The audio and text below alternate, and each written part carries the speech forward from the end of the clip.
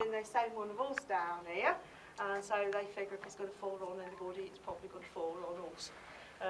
We don't tend to worry about it too much. The last rockfall actually in the tunnels was in 1901, and that was caused by a gas lamp exploding in a tour guide's hand.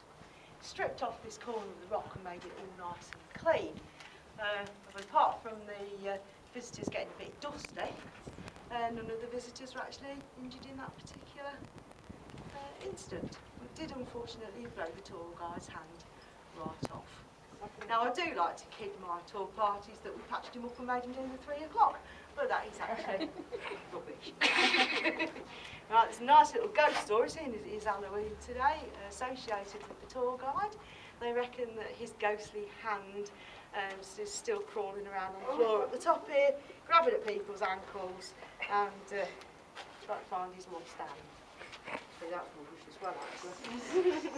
The next section of tunnel is the longest section of tunnel anywhere in Nottingham. It's over 70 metres long. It was ordered to be cut by Richard the Lionheart in 1194. At that point, Johnny tried to claim England's crown for himself, which meant that Richard had to come back from the Holy Land and put him in his place. Hurrah! There, well, I got down again.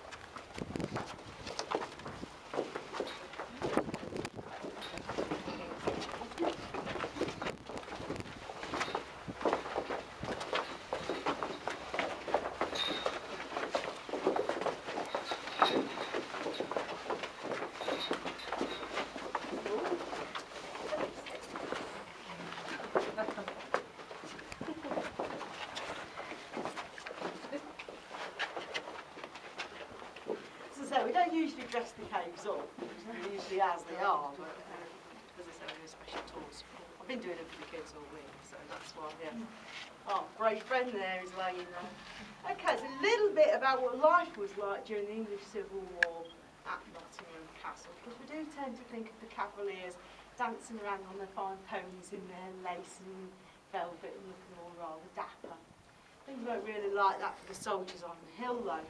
What a lot of people don't realise is that winters were an awful lot colder in England. From the mid-1400s right up to the mid-1800s, the winters were so cold that rivers, including the Thames, which is a salt river, used to freeze up, and there were regular fairs actually held on the rivers. So you can imagine what it was like down in these tunnels. There was no billets for the soldiers, they slept where they worked. And your first job in the morning was actually to shake your man to the right, just to see whether he froze to death through the night. But providing you survived your night's sleep, you might be asked to lay in this foxhole and shoot anything that was coming up from the town. Now, what he would have been wearing would have been a predominantly metal outfit, and he would be using a predominantly metal weapon. All this sand would be blowing around in the tunnel and getting inside that, and that would irritate, he would itch, he would actually make ulcers and sores inside of his clothing. And they didn't wash too often either, so they tended to get infected. And so the soldiers, generally speaking, were a rather smelly lot. Those that weren't dead anyway. Right. In 1646, there was an attack on the hill which was so intense that, as I mentioned it before, that through the winter, the soldiers, the royalists, were pushing through snow which was up to their waist. And that particular year, the thaw didn't set in until April. When finally the snow began to melt and the bodies were revealed, there was a trail of blood and bodies going back into the town 3 miles long.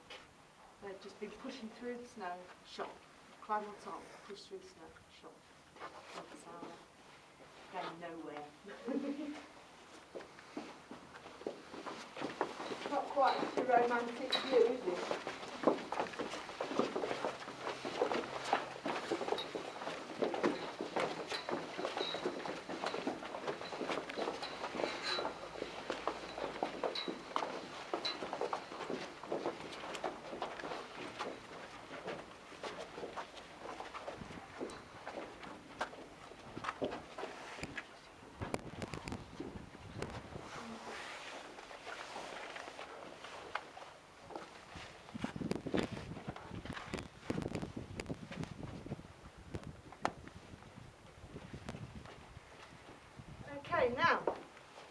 before the age of computers and electricity and all the technology we have today, people used to have to live on their wits.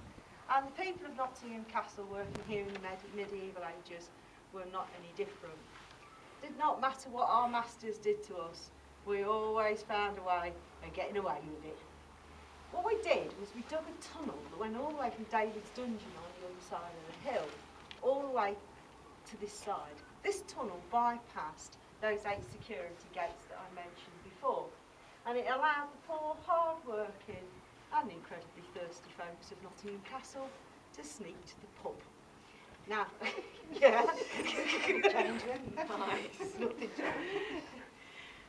they got away with this tunnel for about 70 years before it was discovered.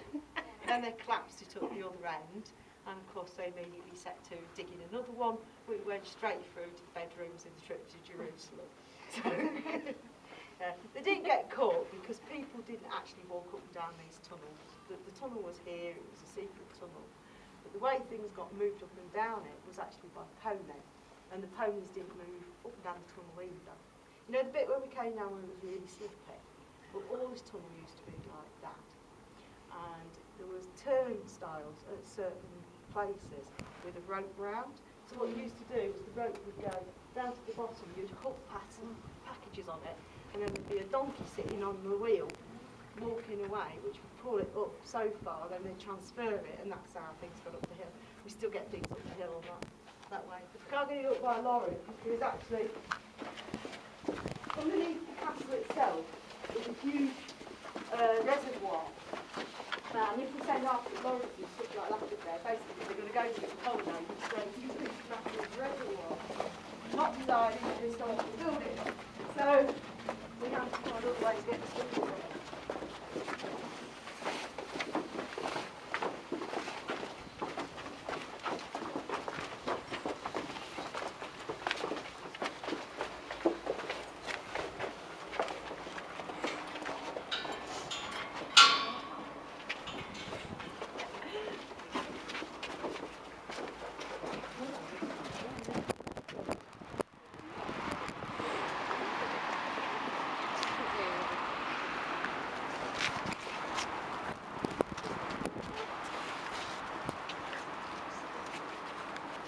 Try and tie the history together a little bit. In medieval times, the River Leen used to run where that road is today. They actually diverted it there to provide fresh water for the castle. In the 1800s, they moved the river again. It now runs behind the buildings into the Nottingham Canal. The River Leen bridge that Hutchinson blew up with his cannons stood approximately where those white buildings are on the left-hand side. The caves that you see in both the medieval times were known as the plague caves. In the mid-1300s, approximately a third of the population of Nottingham had died of the plague, and we didn't have enough people to bury the bodies. But what we did have was 430 man-made caves, so we shoved them in there. They didn't necessarily have to be dead when you went in there. If you was coughing and sneezing, you were going to die anyway. So you might as well all go in there together and keep each other company right to the very end. Where we're standing, this is where the miller was. There was a miller on this site right from the very first wooden Nottingham Castle right up to 1831 when he was the last cave dweller to give his cave a move out, and he did so very reluctantly because this truly was the most cosy cave in the whole of Nottingham. If you want to see what it looked like when he lived in it, there is a painting of it on that board just down there.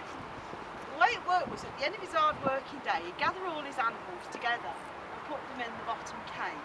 The heat from the animals would then rise and centrally heat his cave for him. But bear in mind he had windows and everything in there. It was a very efficient way of fixing his cave. Behind that is a building that was built in 1680. It goes right across